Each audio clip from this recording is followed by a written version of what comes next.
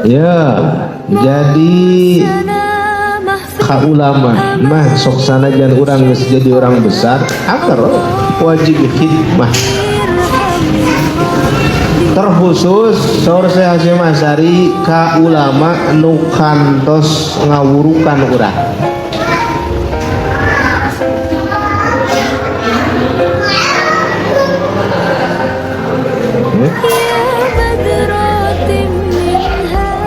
Ulah kieu ya. Peda urang teh geus jadi ajengan, urang teh geus jadi mubalik kondang, manggung di ditu manggung di dieu, ceramah di ditu ceramah di dieu, gok we dikersakeun tepang sareng guru ngaji nu kapungkur di imah di lembur ngawurukan alif-alifan ka urang. Tuluy we boga rasa baheula maneh guru urang teh ayeuna mah pangarti urang saluhureun tibatan maneh, hati-hati sehingga turun hormat urang, turun ta'zim urang, itu adalah kesalahan fatal. Beda urang geus ngajina wo kitab-kitab nu kararanal sehingga jalma anu kantos ngawurukan ngajarkeun alif-alifan urang dianggap kurang berjasa.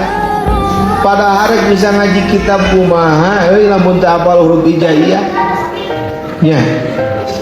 Jadi ulah kena-kena orang kungsi ngaji di ulama besar, di ajengan anu, di pesantren anu gitu, sementara guru orang di lembur mengawurukan alif-alifan orang teu dianggap nana, teu dianggap berharga.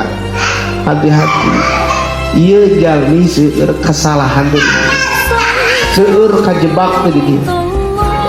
Jadi hormatna teh ka para guru-guruna anu mungkul rangkeun kitab-kitab garade sementara ngawurukan alif-alifan pokok. Termasuk ke guru sekolah urang ya, ada ya tong poho minimal ngadoakeun guru-guru urang nu baheula ngajarkeun A B C D ngitu raraban kakalian tatambahan babagian dan sebagainya. Dan di urang geus jadi jalma besar oge khidmah ka para ulama, khidmah ka guru-guru nu kungsi ngawurukan ka urang angger tong ditinggalkeun. Kitu pesan hadratus.